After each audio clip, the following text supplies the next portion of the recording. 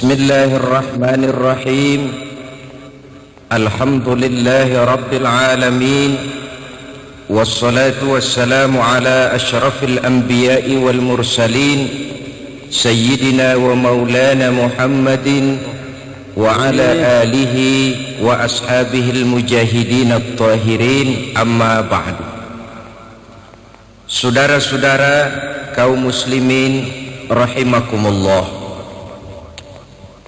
di awal pertemuan kita hari ini, marilah lebih dahulu sama-sama kita memanjatkan puji dan syukur kehadirat Allah Subhanahu wa ta'ala, Tuhan yang maha pengasih dan tidak pernah pilih kasih, Tuhan yang maha penyayang, yang sayangnya tidak terbilang, yang sampai pada saat ini masih memberikan kesempatan untuk hidup kepada kita bersama.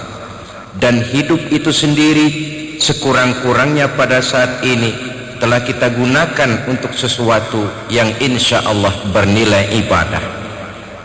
Salawat dan salam mudah-mudahan senantiasa tercurah atas junjungan penghulu alam Nabi besar Muhammad sallallahu alaihi wasallam beserta seluruh keluarga dan para sahabatnya, amin ya rabbal alamin. Saudara-saudara, kita semua maklum bahwa segala sesuatu dalam kehidupan ini mempunyai ciri. Ciri membentuk identitas yang pada gilirannya akan menentukan kualitas dari sesuatu. Begitulah misalnya gajah dikenal orang karena gadingnya, badak diburu orang karena culaknya, dan rusa menjadi indah karena tanduknya. Kalau ciri segala sesuatu sudah hilang, biasanya kualitasnya akan menurun. Gajah yang kehilangan gadingnya tidak lagi akan diburu orang. Badak yang tak berculak tidak lagi akan dikejar orang. Dan rusa yang kehilangan tanduknya akan kehilangan keindahannya. Pindah dari contoh ini kepada soal iman, maka sesungguhnya orang-orang mukmin pun mempunyai ciri. Yang ciri ini akan membentuk kualitas kita sebagai seorang mukmin. Apabila ciri ini ada, maka nilai iman kita adalah nilai yang berkualitas. Karena itu pada pertemuan kita kali ini yang akan kita jadikan pokok pembicaraan, apa sih sebenarnya ciri-ciri orang mukmin itu? Berangkat dari surah Al-Anfal ayat 2 dan 3, Allah Subhanahu wa ta'ala menjelaskan, A'udzu billahi minasyaitonir rajim. Innamal mu'minun, sesungguhnya yang benar-benar dinamakan orang beriman itu ialah. Saudara lihat, ayat ini diawali dengan kalimat innama, yang dalam kaidah bahasa Arab dia dinamakan huruf taukid untuk memperkuat maksud dari suatu pembicaraan. Innamal mu'minun, sesungguhnya yang benar-benar dinamakan orang mukmin itu ialah yang di dalam dirinya terkumpul 5 ciri sebagai yang dijelaskan dalam kalimat berikutnya. Marilah kita perhatikan ciri ini satu demi satu dengan harapan mudah-mudahan keseluruhannya terdapat dalam diri kita masing-masing, amin ya rabbal alamin. Ciri yang pertama, saudara, orang mukmin itu idza dzukirallahu wajilat qulubuhum, manakala disebut nama Allah bergetar hatinya. Nama Allah sanggup menggugah jiwa dan perasaannya. Nah, masalahnya bagaimana ini bisa terjadi? Kita tahu dalam hidup ini Allah cuma memberikan satu hati kepada kita. Dalam hati yang satu itu ada sejuta rasa. Logikanya apa yang paling mengambil tempat terbesar di dalam hati kita, itulah yang kalau disebut hati itu akan bergetar. Contoh, kalau seseorang dalam hidupnya ini sebagian besar hatinya ditempati oleh harta, bila disebut harta, hatinya akan bergetar. Kalau seseorang hatinya itu sebagian besar diisi oleh pangkat dan jabatan, maka manakala disebut pangkat dan jabatannya, hatinya akan bergetar. Adapun orang mukmin, sebagian besar hatinya diisi dengan Allah. Manakala disebut nama Allah itu, bergetar hatinya. Ini alasan pertama. Alasan kedua, nilai psikologis, perasaan yang dekat. Seorang suami akan bergetar hatinya manakala nama istrinya disebut-sebut oleh orang lain. Seorang bapak akan bergetar hatinya kalau anaknya dibicarakan orang.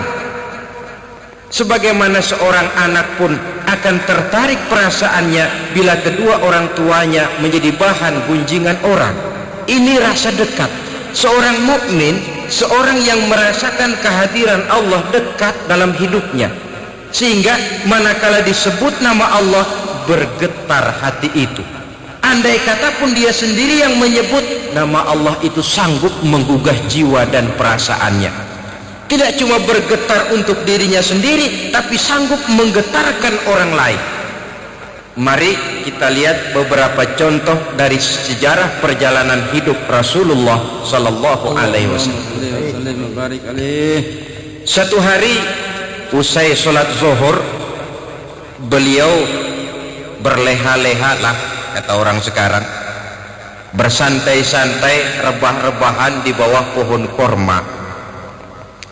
Tengah beliau berebahan itu, datang seorang kafir yang memang rupanya sudah lama mengintai beliau, kapan Muhammad sendiri. Dihampirinya Rasul, sampai dekat dengan Rasul, dihunusnya pedang. Wahai Muhammad, katanya, kalau sekarang saya tebas batang lehermu, kira-kira siapa yang akan menolong kamu? Kemarin-marin boleh jadi kau bertingkah Muhammad, banyak temanmu. Sekarang ini kau sendiri. Jikalau saya cincang engkau, saya putuskan lehermu, siapa yang akan menolong kamu? Dengan tenangnya Rasul bangkit, lalu menjawab, Allah yang akan menolong saya, Daksur. Nah, Allah, apa pengaruh ucapan ini dalam jiwa Daksur? Gemetar seluruh badan Daksur, keringat dingin bercucuran dari sekujur tubuhnya, sampai pedang yang dipegangnya jatuh ke tanah tanpa terasa. Pedang itu diambil oleh Rasul, kemudian dibalikkan ke arah Daksur. Nah, Daksur, kalau sekarang saya yang tebas batang lehermu, siapa yang akan menolong kamu? Masih dengan gemetar Daksur menjawab, tidak ada yang akan menolong saya ya Rasul, kecuali kalau engkau mau memaafkan saya. Dengan senyum Rasul kembalikan pedang itu. Nah, bawalah pedangmu balik. Saudara, dua hal yang kita ambil dari riwayat macam ini. Pertama, ketinggian akhlak Rasul yang begitu mudah memaafkan orang yang nyata-nyata mau merampas jiwanya. Yang kedua, kalimat Allah membuat Daksur gemetar. Jadi kata-kata Allah ini kalau diucapkan oleh orang yang jiwanya bersih, oleh orang yang batinnya hening, dia sanggup melahirkan dampak yang luar biasa bagi orang lain. Sehingga ciri daripada seorang mukmin tidak lain, yang pertama, kalau disebut nama Allah bergetar hatinya. Tidak cuma sekedar ungkapan lidah, tetapi berakar dalam hati, mempengaruhi dan memberikan stres kepada seluruh anggota badan. Satu contoh lain, ada seorang anak muda bernama Malik bin Dinar. Barangkali kalau bahasa sekarang Malik bin Dinar ini masuk golongan jet set. Sesuai dengan namanya, Malik itu raja, Dinar itu uang. Malik bin Dinar kalau terjemahan kasar, raja bin uang. Dia memang kelompok heb, kerjanya pesta. Satu malam tengah dia mengadakan pesta di rumahnya, ya tentu dilengkapi dengan minuman keras. Zaman itu datanglah ke rumahnya seorang tua renta dengan pakaian compang-camping. Sampai di pintu gerbang masuk, wah, sudah dicegat oleh tukang kepruk. Ada apa, Pak? Enggak, mau tanya saja, kata orang tua tadi. Yang punya rumah ini siapa? Oh, majikan saya, bos saya. Malik bin Dinar. Malik bin Dinar? Iya. Bosmu si Malik bin Dinar itu hamba apa orang merdeka? Oh, dia orang merdeka. Dia bukan hamba. Betul, kata orang tua tadi. Sampaikan salam saya kepada bosmu Malik bin Dinar. Dia memang bukan hamba, dia orang merdeka. Kalau dia hamba tidak cuma begini kerjanya. Kalau dia hamba tidak cuma untuk pesta dia hidup. Seorang hamba adalah seorang yang juga sujud kepada penciptanya. Seorang hamba juga seorang yang sadar dari mana dia datang, di mana dia sekarang, dan kemana dia akan datang nanti. Hambamu ini memang orang merdeka, dilarang dia tidak terlarang, dicegah dia tidak tercegah, dia perturutkan kemauan nafsunya dalam hidup. Oh, dia memang benar-benar orang merdeka. Kasih tahu dia. Saudara, orang tua compang-camping ini pun lalu pergi, tidak ketahuan lagi kemana arahnya dia pergi. Disampaikanlah ucapan ini oleh si penjaga tadi kepada Malik bin Dinar. Terperangah dia mendengar. Ini ucapan orang tua sederhana, tapi kok nyangkut di hati. Kalau kau hamba bukan begini kerjamu, kau orang merdeka. Merdeka dari aturan Allah, merdeka dari agama. Kau mengatur hidupmu menurut seleramu. Kau memang orang merdeka. Dia renungi ucapan orang tua tadi. Malam dia tidur, mimpi. Mimpinya enggak kepalang tanggung lagi. Mimpi kiamat datang. Lalu dia naik pengadilan di padang mahsyar. Setelah diadili jatuh vonis karena memang dosanya banyak, dia mesti masuk neraka. Sudah dipegang oleh malaikat Malik mau dilemparkan ke neraka, hampir dilempar, dia bangun dari tidurnya. Astagfirullah, katanya. Untung cuma mimpi. Kalau benar-benar bagaimana? Dia periksa seluruh tubuhnya, anggota badannya. Apa yang dia lihat? Kulit badannya terkelupas. Gemetar dia. Cuma mimpi mau dilempar ke neraka, kulit badan terkupas karena panas. Bagaimana kalau neraka betulan? Menangis dia. Terbayang segala dosa dan kesalahan yang pernah dia lakukan dalam hidup. Dia campakkan seluruh baju kebesarannya, dia tinggalkan rumah mewahnya. Sejak saat itu dia mengembara sampai akhirnya dia menjadi seorang ulama sufi yang terkenal, Malik bin Dinar. Tetapi yang konon menurut riwayat, hampir seumur hidup beliau tidak pernah senyum. Orang pun tanya, Imam, kenapa anda ini tidak pernah senyum kami lihat? Dia jawab, bagaimana saya mau senyum kalau mimpi masukkan ke neraka saja kulit terkelupas, baru mimpi bagaimana benerannya. Dia rasakan, dia resapi itu dalam hidupnya. Sehingga manakala dia membaca ayat-ayat Allah, manakala dia menyebut Allah, gemetar hatinya. Tidak jarang dalam sholat sunnah dia jatuh pingsan. Begitu dia menghayati kalimat Allah dalam hidupnya. Ini contoh dari perjalanan hidup Malik bin Dinar. Jadi esensi dari ciri yang pertama ini tidak lain, merasakan kehadiran Allah dekat dalam hidup. Saudara-saudara kaum muslimin yang berbahagia, kalau ini sudah tertanam dalam jiwa kita, efek positifnya yang akan timbul adalah etika otonom, bahwa kalau saya sendiri, yang kedua itu Allah, kalau saya berdua, yang ketiga itu Allah. Tidak ada sejengkal tanah pun tempat untuk berbuat yang tidak baik, karena nama Allah sudah sanggup menggetarkan jiwanya. Barangkali kalau ciri ini melekatlah sudah dalam jiwa setiap orang mukmin, polisi akan sedikit istirahat. Hansip-hansip barangkali sudah waktunya untuk dibubarkan. Idza dzukirallah wajilat qulubuhum, cukup nama Allah menggetarkan jiwanya, melahirkan etika otonom, disiplin yang tumbuh dari dalam jiwa sendiri. Celakanya kan kebanyakan etika sekarang ini etika heteronom, etika yang dipaksakan dari luar.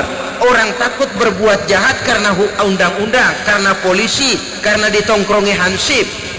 Mental kucing. Taruhlah, lihat kucing, sepotong ikan di atas piring, taruh di depan kucing, kita tongkrongi, barangkali itu kucing nggak mau makan. Tapi sedikit kita lengah, habis ikan itu disambar. Sopannya kucing, lemah lembutnya kucing, kalau ditongkrongi, sedikit kita lalai, habis ikan itu disambar. Tidak mau melakukan kejahatan cuma karena takut polisi. Kalau polisi lengah, dia hajar. Takut berbuat yang tidak baik karena ada hansip ronda. Kalau hansip tidur, habis rumah orang digasak. Mentalitas kucing, etika yang belum tumbuh dari dalam jiwa sendiri. Nah, untuk menumbuhkan etika macam ini, agama merupakan sarana yang paling ampuh. Ciri utamanya merasakan kehadiran Allah dekat dalam hidup. Nah, baiklah ya, ini ciri yang pertama. Tinggal kita introspeksi. Saya ini kalau saya sendiri menyebut nama Allah, bagaimana pengaruhnya dalam hidup saya? Bagaimana pengaruhnya dalam jiwa dan hati saya? Kalau saya dengar orang lain menyebut Allah itu, bagaimana pengaruhnya dalam jiwa saya? Adakah itu atau tidak? Saudara, satu. Yang kedua, ciri orang mukmin itu, wa idza tuliyat alaihim ayatuhu zadathum imana. Apabila dibacakan ayat-ayat Allah, bertambah imannya. Ini ciri yang kedua. Orang mukmin kalau dibacakan ayat Allah, imannya tambah. Lalu saudara bertanya, Pak, apa iman itu bisa tambah? Dan kalau dia bisa tambah, tentu dia bisa kurang. Memang Al-Ghazali membagi iman itu dalam 3 klasifikasi. Pertama, tingkat iman yang beliau namakan la yazidu wa la yankusu. Tingkat iman yang tidak pernah tambah, tidak pernah kurang. Katakan iman stabil. Tambah tidak, kurang pun tidak. Iman siapa ini? Ini imannya malaikat, kata Al-Ghazali. Malaikat itu dari dulu, istilah saya dari tahun 1. Imannya ya gitu-gitu saja, tambah tidak, kurang pun tidak. Kenapa iman malaikat tidak pernah tambah? Sebab amalan malaikat itu monoton. Malaikat makhluk yang tanpa alternatif. Ada malaikat yang sejak diciptakan diperintahkan sujud, ya sujud saja sampai sekarang tidak bangun-bangun. Ada malaikat yang sejak diciptakan ditugaskan mencabut nyawa, ya nyawa saja operasinya. Ada malaikat yang sejak diciptakan ditugaskan mengatur rezeki, ya rezeki saja diatur. Amalannya monoton. Nah, kalau kita kan amalan kita banyak. Saat ini dengar ceramah, datang malam kita tahajud, siang kita bisa baca Quran, ada rezeki sedekah. Amalan kita banyak. Malaikat amalannya cuma satu macam. Tapi sebaliknya, iman malaikat pun tidak pernah kurang. Buktinya, malaikat tidak diberikan nafsu. Kecenderungan berbuat yang melanggar aturan Allah tidak ada sama sekali. Kan nggak pernah ada berita ada malaikat nyabat radio. Tidak ada perbuatan negatif yang dilakukannya. Jadi wajar kalau imannya lalu stabil. Hampir tidak ada tantangan dalam hidup malaikat itu. Kalau bahasa kasar, kehidupan malaikat bukan kehidupan perjuangan.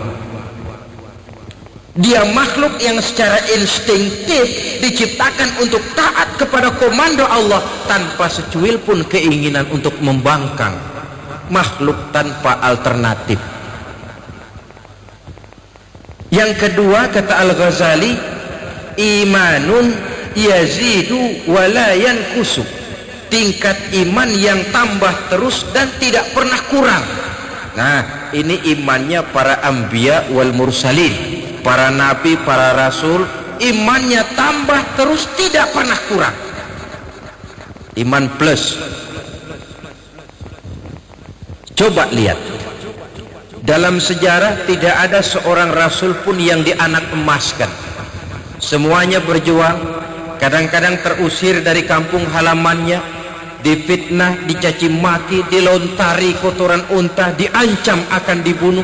Tapi sekali kaki melangkah ke depan, pantang surut ke belakang.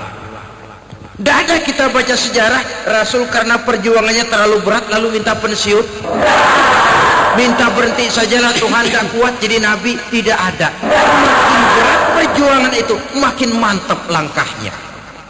Iman para nabi dan iman para rasul. Yang ketiga, kata Al-Ghazali, imanun yazidu wa yankusu. Tingkat iman yang bisa bertambah pun juga bisa berkurang. Inilah iman kita pada umumnya. Kadangkala grafik iman itu mengalami plus. Rajinlah kita sujud, rajinlah kita datang ke majelis taklim, sadarlah hati, banyak kita membaca Quran. Tempo-tempo iman itu mengalami pasang surut, maka kita pun jatuh ke lembah kehinaan.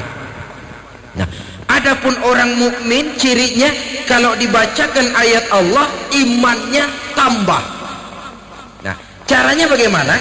Terlebih dahulu mari kita bicarakan apa sebenarnya ayat Allah itu.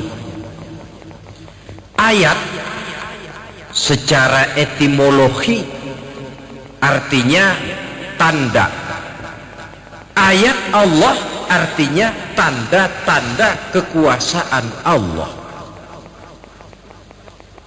Sayyid Muhammad Rashid Ridha membagi ayat Allah itu menjadi dua bagian. Ada ayat yang tercipta oleh Allah dan ini dinamakan alam. Ada ayat yang tercipta oleh Allah, ini dinamakan alam. Dan ada ayat yang terucap oleh Allah dan ini dinamakan wahyu. Jadi lautan ayat Allah, bintang gemintang yang bertabur menghias angkasa ayat Allah, planet-planet yang beredar di angkasa luar ayat Allah, lautan ayat Allah, matahari, bulan dan bintang ayat Allah, gunung dan lautan ayat Allah, manusia ayat Allah yang tercipta. Quran ayat Allah, Injil yang diturunkan kepada Isa ayat Allah, Taurat yang diturunkan kepada Musa ayat Allah, Zabur yang diturunkan kepada Daud ayat Allah yang terucap oleh Allah. Kepada mukmin diperintahkan membaca dua ayat ini, baik ayat yang tercipta maupun ayat yang terucap harus dipelajari. Pelajari angkasa luar karena itu ayat Allah. Membaca ayat Allah di angkasa luar lewat ilmu astronomi. Hasil pengkajian angkasa luar akan membawa orang kepada ucapan Rabbana ma khalaqta hadza batila. Wahai Allah, tidak engkau ciptakan semua ini sia-sia. Pengkajiannya terhadap angkasa luar makin menambah keimanannya. Dan nilai ilmiahnya memperkuat keimanannya. Jangan macam seorang astronot dari negeri Soviet, ya maklumlah Soviet namanya. Apa dia bilang? Bertahun-tahun saya meneropong angkasa luar, nggak pernah ketemu yang namanya Tuhan. Ya pantas kalau memang motifnya sudah begitu. Mukmin tidak. Lautan ayat Allah, baca, kaji, pelajari lautan itu lewat disiplin ilmu yang disebut ilmu oceanografi. Apa manfaat dari lautan itu? Hasilnya minyak bumi kah, mutiara kah, ikannya kah? Hasil mengkaji laut, zadathum imana, tambah imannya. Dia baca bumi sebagai ayat Allah ini lewat ilmu geografi, mempelajari struktur susunan kulit bumi, kenapa bisa terjadi gempa, kenapa bisa timbul erosi, kekayaan apa yang ada di perut bumi. Hasil pengkajiannya zadathum imana, akan bertambah iman. Kalau kemarilah pola kita berpikir, bukan cuma di pondok pesantren kita bisa memperkuat iman. Masuk IPB bisa mendalami iman, masuk ITB bisa memperkuat iman, di fakultas kedokteran mempelajari anatomi tubuh manusia sanggup memperkuat iman. Mempelajari ayat Allah yang tercipta oleh Allah. Ini ayat pertama, ayat yang tercipta oleh Allah. Lalu ayat yang kedua, ayat yang terucap oleh Allah, dan ini dinamakan wahyu. Bagaimana caranya kalau wahyu Allah dibaca iman tambah?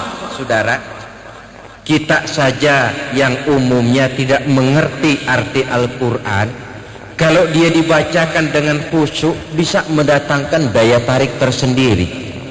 Apalagi kalau kita mengerti apa yang dibacanya, sehingga pada saat Quran dibacakan orang, konsentrasi pikiran ini tidak hanya tertuju kepada kemerduan suara si pembaca, tetapi sudah beralih kepada apa isi yang dibacanya itu. Dia dengar orang baca misalnya, alam taro kaifa fa'ala rabbuka bi ashabil fil alam yaj'al kaidahum fi tadlil wa arsala alaihim tayran ababil. Tergambar oleh dia peristiwa sejarah bagaimana ketika Abrahat mau menghancurkan Ka'bah dengan tentara gajahnya, Allah utus burung ababil, tentara gajah yang begitu luar biasa, hancur berantakan oleh kekuatan ababil yang diturunkan Allah. Allahu Akbar. Lalu membaca ayat ini, maha benar Allah, tambah imannya. Jadi tidak cuma sekedar terfokus kepada kemerduan suara si pembaca, tetapi kepada isi yang dibacanya. So kalau hanya terfokus kepada kemerduan suara si pembaca, boleh jadi yang dibaca ayat yang mengancam neraka, tapi si pendengar malah toyib, toyib, Allah, toyib. Itu kalau sudah pemikiran hanya terpusat kepada kemerduan suara si pembaca. Untuk menambah kekuatan iman, tidak hanya itu, tetapi juga memahami apa yang dibaca dari ayat-ayat Allah.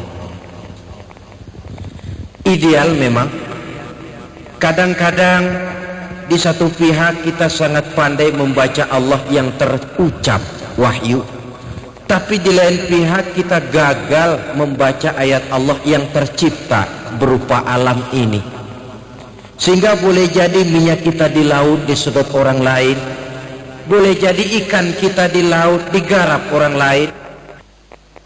Nah, sementara itu di lain pihak ada orang-orang yang sangat pandai mengkaji ayat Allah yang tercipta, tapi buta terhadap ayat Allah yang terucap. Doktor dia di bidang ilmu bumi, doktor dia di bidang ilmu alam, tapi buta terhadap Al-Quran umpamanya. Ketimpangan-ketimpangan semacam ini setidaknya merupakan bahan pemikiran kita untuk menciptakan keseimbangan minimal untuk generasi mendatang. Supaya apa? Supaya pandailah kita membaca ayat Allah, baik yang tercipta dalam bentuk alam ini maupun yang terucap dalam bentuk wahyu. Kalau kedua ayat ini sudah pandai kita baca, maka insya Allah manakala dibacakan ayat-ayat Allah bertambah iman. Sekali lagi, baik ayat yang tercipta oleh Allah maupun ayat yang terucap oleh Allah. Inilah ciri orang mukmin yang kedua. Yang ketiga, saudara-saudara,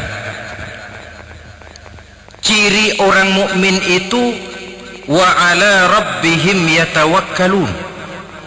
Mereka hanya berserah diri kepada Allah. Mereka hanya bertawakal kepada Allah.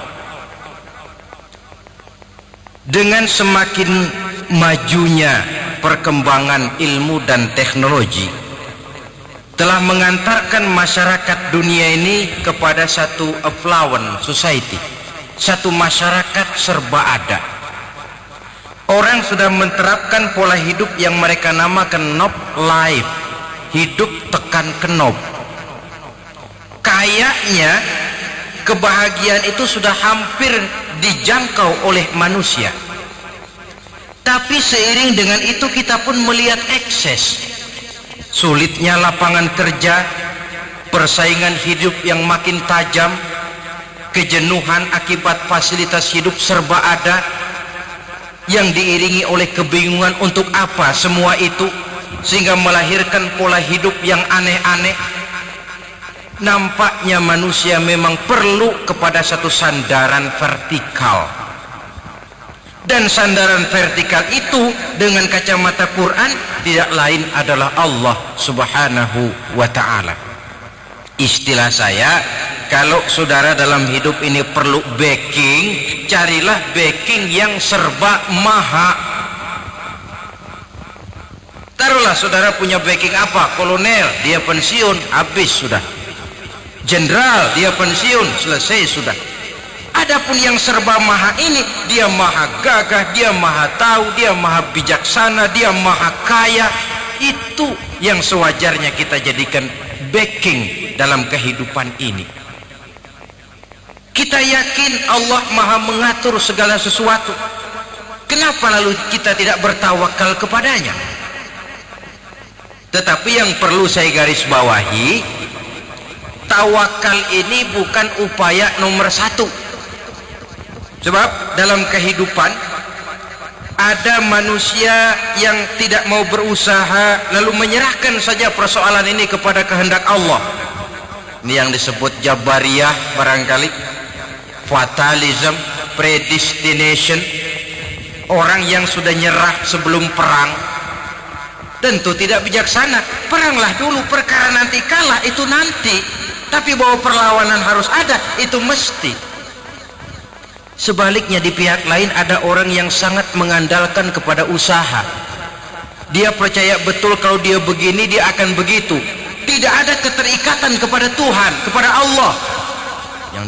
Yang disebut qadariyah, free will, free act. Bahwa manusia diciptakan merdeka, bahwa manusia menentukan perbuatannya sendiri. Kita jembatani saja kedua pendapat ini. Di satu pihak memang benar segala sesuatu sudah ditentukan Allah, tetapi di lain pihak ketentuan Allah itu tidak diberitahu kepada kita. Karena tidak diberitahu itulah kita berusaha sebagai manusia yang terikat kepada sunnatullah.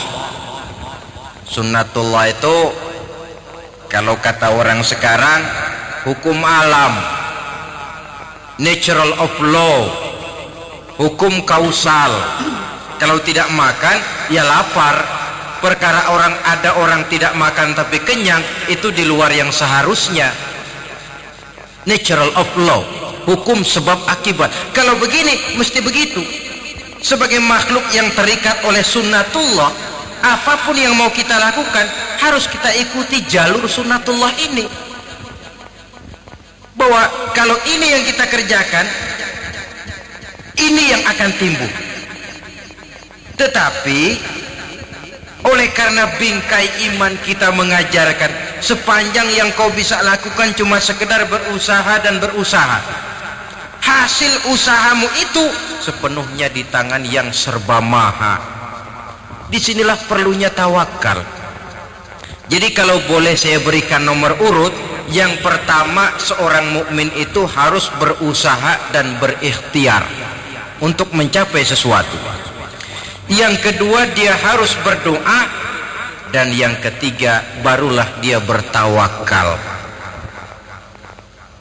Saya kepengen jadi dokter, tentu saya harus berusaha. Usahanya apa? Ya saya kuliah. Kuliah itu dinamakan usaha.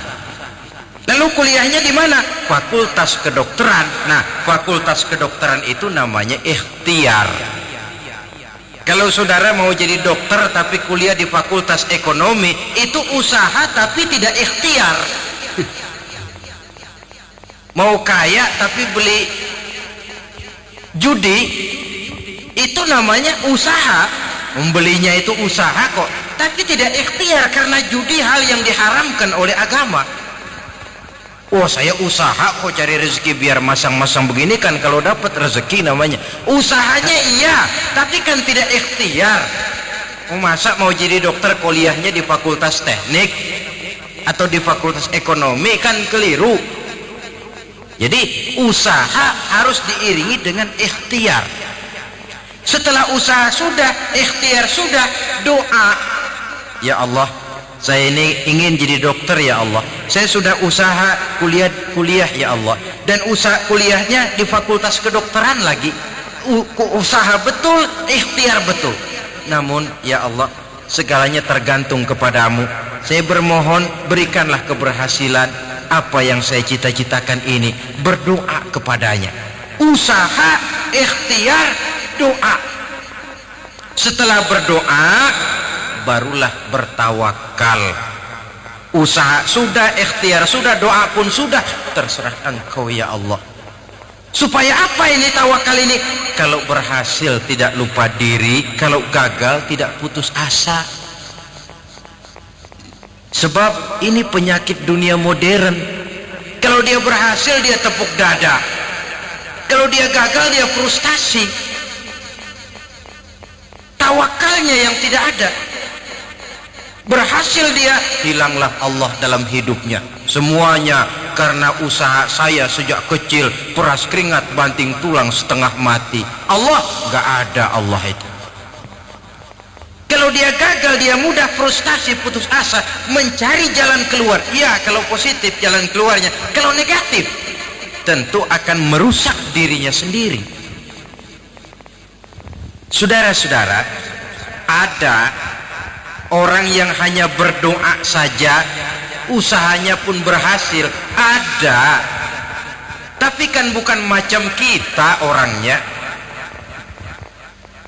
Jangan lupa, semua doa Allah dengar, semua permohonan Allah kabulkan. Cuma pengabulannya itu ada yang cash. Begitu dia berdoa, begitu diberikan Allah. Ada yang kredit, diberikan tapi tidak seperti yang diminta. Misalnya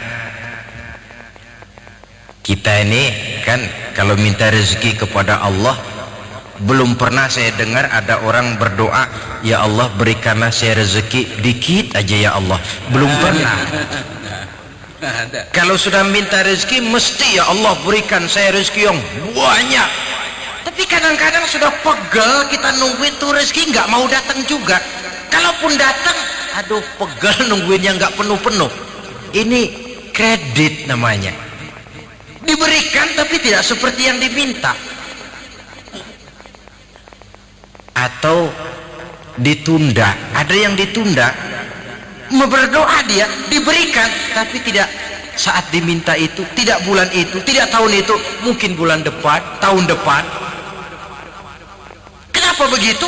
Kalau kita lihat dengan kacamata putih, maksud saya dengan husnuzon, baik sangka kepada Allah,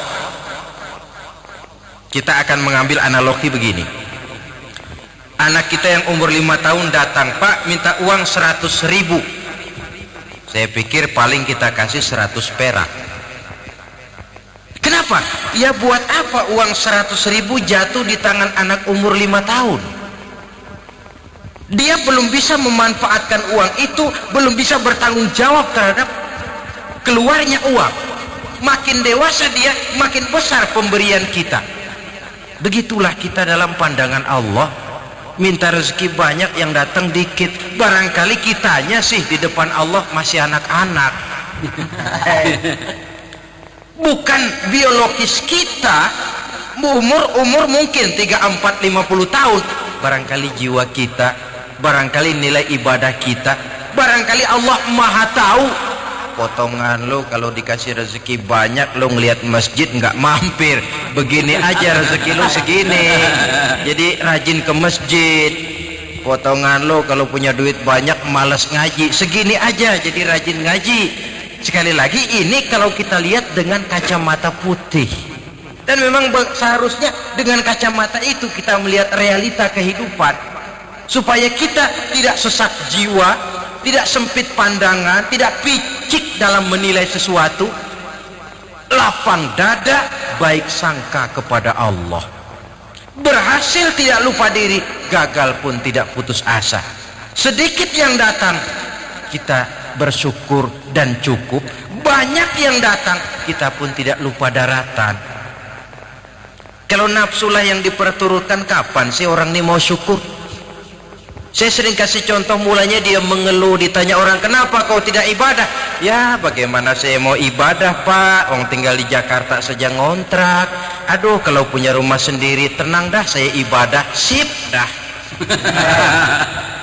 Baik, diberikanlah dia rezeki, bisa bikin beli rumah sendiri walaupun kecil-kecilan. Sudah punya rumah sendiri, apa katanya? Iya, rumah sih sudah punya rumah sendiri, cuman kecil pak, kalau hujan bocor, aduh gimana mau ibadah. Kalau punya rumah yang permanen, enak dah saya ibadah. Diberikan juga rezeki, bisa bikin rumah permanen. Aduh, rumah memang sudah permanen, cuma isinya belum seperti rumah tetangga pak. Aduh kalau punya kulkas, punya video kaset, punya tip deck, punya, aduh tenang saya ibadah. Diberikan juga rezeki, bisa beli peralatan rumah tangga yang memadai. Peralatan sudah cukup pak, aduh cuma kendaraan belum punya. Kalau sudah punya kendaraan mau berangkat ke masjid kan enak pak, tenang saya ibadah. Nanti dah kalau ada kendaraan saya mau ibadah. Janji terus. Barangkali malaikat dengar dari jauh, janji nih ya. Janji saja bisa ya. Itulah nafsu itu. Kapan mau bersyukur? Sehingga benar kalau Rasul mengatakan, orang yang bahagia dalam materi dia lihat ke bawah, orang yang celaka dalam materi dia lihat ke atas, dalam agama dia lihat ke bawah. Kalau dalam materi kita melihat ke bawah, lapang dada akan timbul, sikap mensyukuri nikmat akan ada.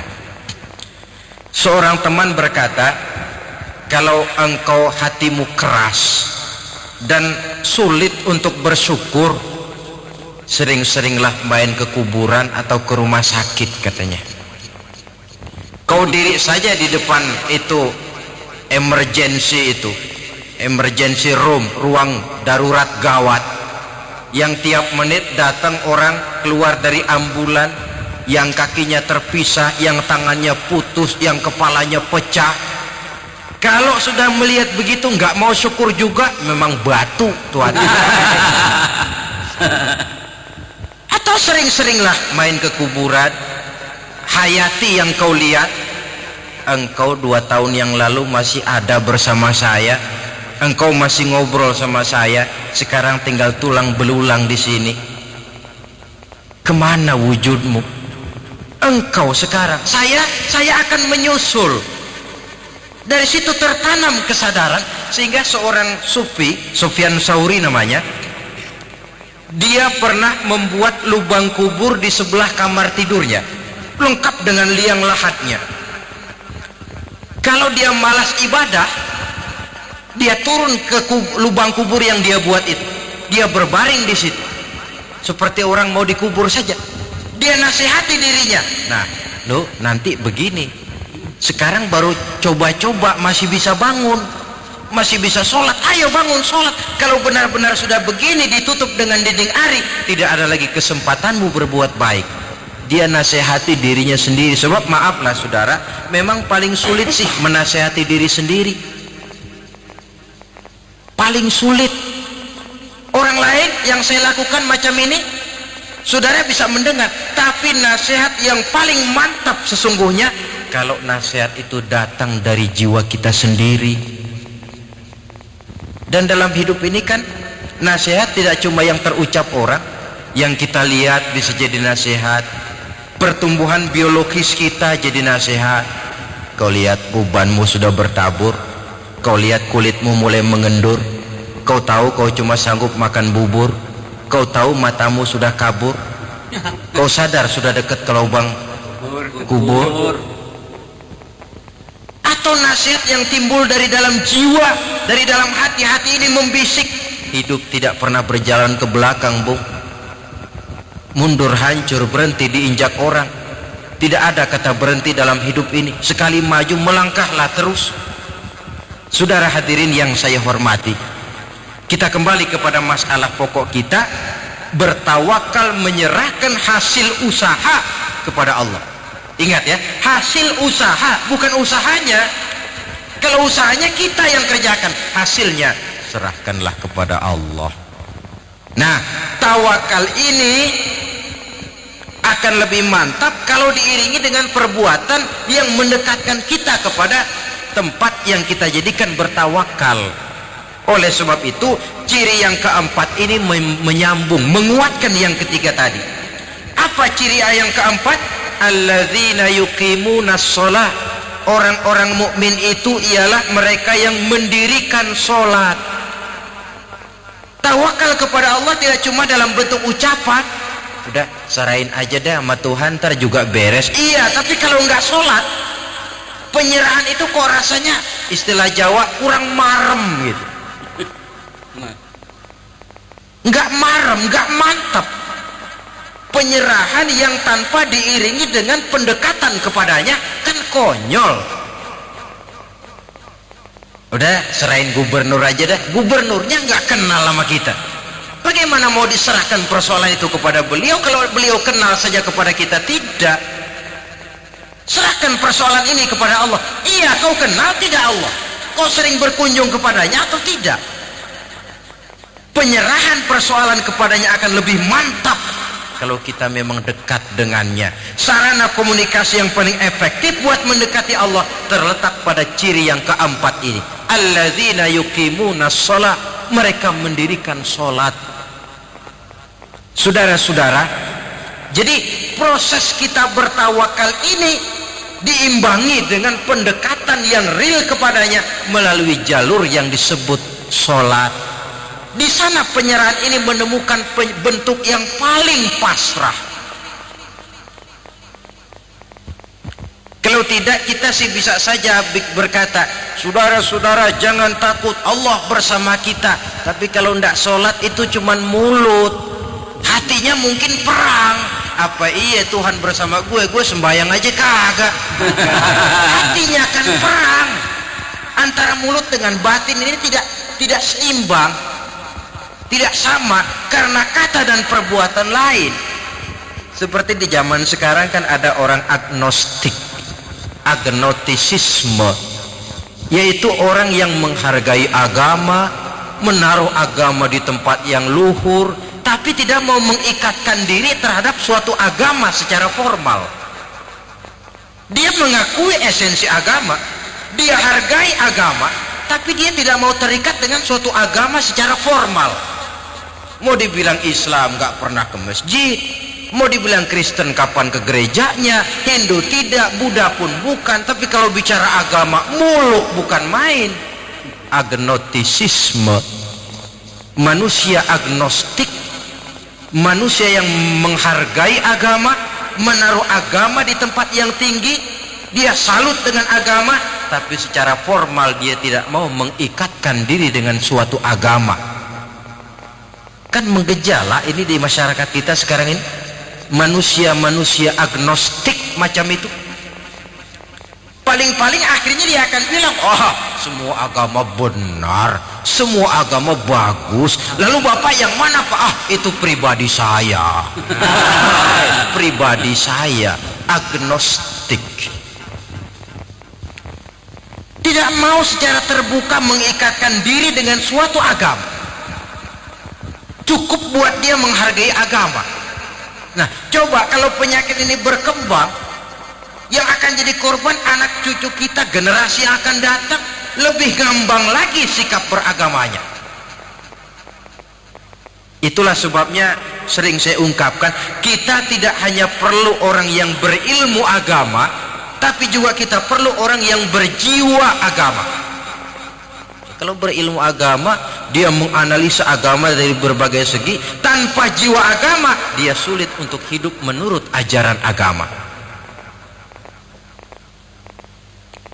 Saudara hadirin yang saya hormati, oleh karena itu sholat sekali lagi merupakan sandaran vertikal dalam kerangka memperkuat sifat tawakal kita kepada Allah.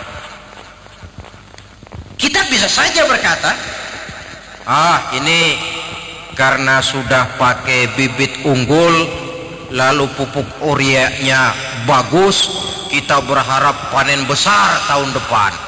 Boleh, harus begitu, optimisme dalam hidup memang perlu. Tapi kalau tidak ada tawakalnya, tidak ada upaya pendekatan kepada Allah, dia merasa semuanya memang sudah diperhitungkan secara matang, medan sudah dikuasai, situasi dan kondisi sudah menunjang. Apa yang terjadi? Lacur, wereng, ngamuk. Yang diharapkan panen besar gagal total, berantakan. Kalau orang punya tawakal, dia akan mawas diri. Inilah manusia, dia cuma berupaya, Allah menentukan, ada hikmahnya buat kita. Mungkin selama ini kita melupakan dia, mungkin kita jauh dari dia, mungkin ini teguran buat kita. Tapi kalau dia tidak punya sifat tawakal ini, pertama frustasi, yang kedua, dan ini yang paling jelek tapi ini memang penyakit umum, mencari kambing hitam. Ini kan penyakit umum, kurangnya sifat jantan, mencari kambing hitam, menyalahkan sana, menyalahkan sini, yang tentu yang disalahkan menangkis diri, mendebat dan membantah. Akhirnya yang akan timbul bukan jalan keluar yang baik, tapi jalan keluar yang akan merupakan persoalan baru yang lebih pelik lagi. Salat untuk bertawakal kepada Allah. Selain daripada bahwa salat yang dikerjakan dengan betul, sejak syarat rukunnya sampai khusyuk dan khuduknya, punya dampak yang positif, yaitu mencegah manusia dari perbuatan yang keji dan munkar. Baiklah ya, ini sifat yang keempat yang kelihatannya berkaitan dengan sifat yang ketiga tadi. Sifat yang kelima, ciri yang terakhir dari seorang mukmin dalam Al-Anfal ini, wa mimma razaqnahum yunfiqun. Mereka orang-orang mukmin itu membelanjakan rezeki yang diberikan kepada mereka itu di jalan Allah. Dia peras keringat, banting tulang, pergi pagi pulang sore, berusaha. Setelah dia dapat, dia sadar di sini ada hak anak yatim, di sini ada hak masjid, di sini ada hak pondok pesantren, di sini ada hak janda-janda tua yang miskin, punya anak banyak, hidup perlu santunan. Sehingga dia lalu tidak hidup hanya untuk kepentingan perut dan dirinya sendiri saja, tapi mampu menjadi rahmah sekurang-kurangnya bagi lingkungan di mana dia tinggal. Berbahagialah manusia kalau dia dijadikan wasilah oleh Allah untuk menyampaikan rezeki kepada orang lain. Tidak ada orang jadi kaya raya lantaran dia bakhil, tidak ada orang jatuh melarat lantaran dia pemurah. Rezeki yang diberikan Allah dibelanjakan di jalan Allah, dan tidak perlu semua, Allah pun tidak menuntut semua. Pernah Rasul mengutus seorang sahabat mengambil zakat kambing dari seorang sahabat. ambil zakat kambingnya. Sahabat yang disuruh ngambil ditanya, yang harus saya ambil kambing yang terbaik ya Rasulullah? Jangan. Lalu yang terjelek? Juga jangan. Yang pertengahan saja. Kalau kau ambil kambingnya yang terbaik, nanti susah hatinya orang yang punya kambing. Kambing saya yang paling bagus diambil. Kalau kau ambil kambingnya yang paling jelek, kasihan orang yang nerima, nanti dia ngedumel, kambing gempor aja dia zakatin. Keseimbangan. Hak milik pribadi ada, diakui, tapi harus berfungsi sosial. Coba, bakhil dicela dalam Islam, tapi mubazir, boros juga tidak dibenarkan dalam Islam. Jalan tengah antara boros dan bakhil, pemurah. Bedanya pemurah dengan pemboros apa? Kalau pemboros dia tidak peduli membelanjakan harta untuk sesuatu yang tidak ada manfaatnya, itu boros. Lah kalau pemurah, harta ini dia belanjakan dalam sesuatu yang jelas ada manfaatnya. Maka bersabdalah Nabi, ar-rahimuna yarhamuhumur rahman, irhamu ahlal ardi yarhamkum man fis sama. Orang-orang yang punya belas sifat kasih akan dikasihi pula oleh Allah. Sebab itu sayangi apa yang ada di permukaan bumi, nanti yang di langit akan sayang pula kepadamu. Akan berlimpah kasih sayang dan rahmat Allah kepada kehidupan. Alangkah nikmatnya kalau yang kaya sayang kepada yang miskin lalu menolongnya, yang alim sayang kepada yang awam lalu membimbingnya, yang berkuasa dan kuat sayang kepada rakyat yang lemah lalu melindunginya. Akan turun rahmat Allah, akan tercipta kehidupan yang tenang, damai dan tentram. Sebaliknya, kalau yang kaya memakan yang miskin, yang alim membodoh-bodohi orang yang memang sudah bodoh, yang kuat dan kuasa malah menekan kepada yang lemah, hidup ini akan jadi bencana. Yang timbul bukan lagi kebun dunia yang indah permai, tapi barangkali neraka dunia yang membuat kita tidak kerasan menjalani hidup ini. Saudara-saudara, agaknya inilah pembicaraan kita pada pertemuan kali ini. Saya ingin mengakhiri uraian ini dengan satu cuplikan peristiwa kecil. Al-Hasan pernah bertanya kepada seorang laki-laki, "Amu'minun anta?" Apakah kamu orang mukmin? Orang ini menjawab, kalau yang dimaksud dengan mukmin itu beriman kepada Allah, malaikat, kitab, rasul dan selanjutnya, ya saya mukmin. Tapi kalau yang dimaksud mukmin seperti yang dikatakan Allah dalam ayat Anfal ayat 23 yang kita bicarakan ini, saya nggak tahu saya termasuk mukmin apa enggak, katanya. Ini jawaban orang itu dan ini jawaban kita barangkali. Kalau soal iman kepada Allah, malaikat, kita, pokoknya kepada rukun iman yang 6, ya kita mukmin. Tapi kalau sudah bicara Anfal ayat 2 dan 3, apakah kita mukmin? Secara jujur, marilah kita mencoba menjawabnya. Yang pada akhirnya jawaban itu akan kita terjemahkan dalam perbuatan kita untuk menyesuaikan antara ciri dengan keadaan kita. Semoga menjadilah kita orang mukmin sebenarnya seperti yang dikehendaki Allah dalam Al-Anfal ayat 2 dan 3. Amin ya rabbal alamin. Nah saudara, sekianlah jumpa kita kali ini. Walaupun yang saya sampaikan singkat, mudah-mudahan ada manfaatnya. Terima kasih banyak atas segala perhatian. Mohon maaf atas segala kekurangan. Usikum wa nafsi bitaqwallah. Aqulu qawli haza fa astaghfirullahal azim li wa lakum. Wassalamu alaikum warahmatullahi wabarakatuh.